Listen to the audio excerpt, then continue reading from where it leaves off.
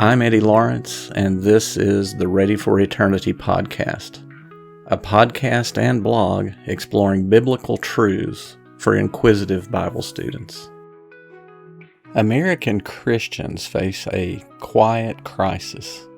Anxiety, depression, and fear are rising, yet few realize the root cause might be a failing biblical worldview. Dr. George Barna highlights a stark reality. A weakening biblical worldview directly fuels mental health struggles today. Barna says his research suggests the consequences of anti-biblical worldview are often misdiagnosed and treated as mental illness. Barna's research shows that most Christians no longer see the world through a fully biblical lens.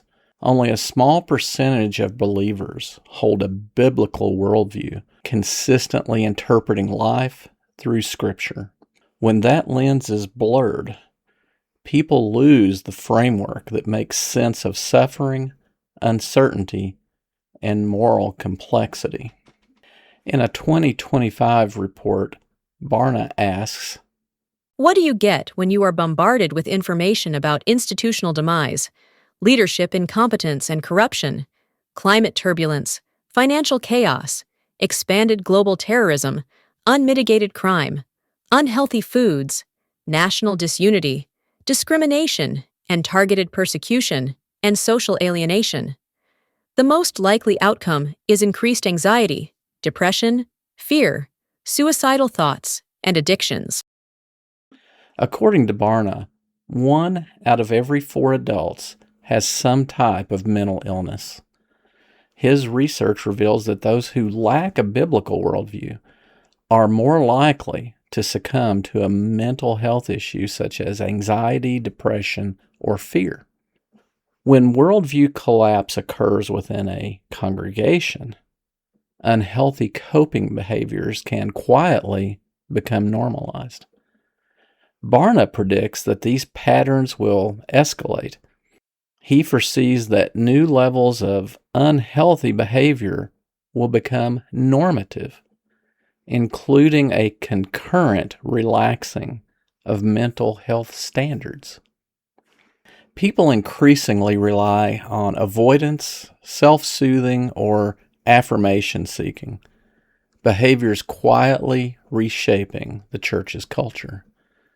Indeed, Barna's prediction of the normalization of unhealthy behaviors is already trending in American churches. We can see signs in everyday church life. Some believers treat church assemblies primarily as an emotional experience rather than a spiritual exercise.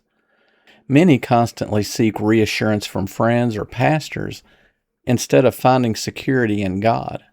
Congregants may curate safe friendships to avoid accountability. Spiritual deficiencies are recast as emotional problems, supplanting the corrective language of sin and bypassing God's framework for life. These behaviors reveal a deeper problem. Believers are managing emotions instead of cultivating faith. Comfort replaces obedience, approval replaces accountability, and temporary relief replaces lasting spiritual transformation. The church risks creating an environment where replacing trust in God with coping mechanisms becomes the norm. The Bible shows that mental distress arises when people fail to keep their focus on God. For example, Elijah, after Mount Carmel, experienced fear, exhaustion, and depression. He fixated on threats rather than God's protection. God restored him through care, nourishment, and reassurance of purpose. You can read about this in 1 Kings chapter 19. Another example is Peter. When he stepped out of the boat and walked on the water of the Sea of Galilee, he begins to sink when he focuses on the storm instead of Jesus. This demonstrates how fear grows when attention drifts from God. These examples remind us that mental distress worsens when people omit God from life's equation. The believer facing job loss who meditates on God's provision rather than financial ruin, or the cancer patient who rests in eternal hope rather than fixating on mortality, demonstrates this protective framework in action. Barna emphasizes that this trend is predictable. Exposure to constant societal chaos, as in political unrest, cultural conflict, financial uncertainty, and global threats, these all amplify anxiety. Without a biblical framework, people default to survival strategies that prioritize comfort rather than trust in God. They manage emotions instead of pursuing holiness, chase affirmation over correction, and normalize avoidance instead of endurance and transformation. Pastors and Bible teachers face a crucial responsibility. Addressing mental health requires more than counseling or therapy. It requires teaching a robust biblical worldview. Teachers can help Christians interpret suffering, uncertainty, and moral challenges through Scripture. Church communities must prioritize accountability, patience, and obedience over immediate emotional relief. Without this focus, churches risk fostering environments where coping mechanisms define Christian experience rather than reliance on God.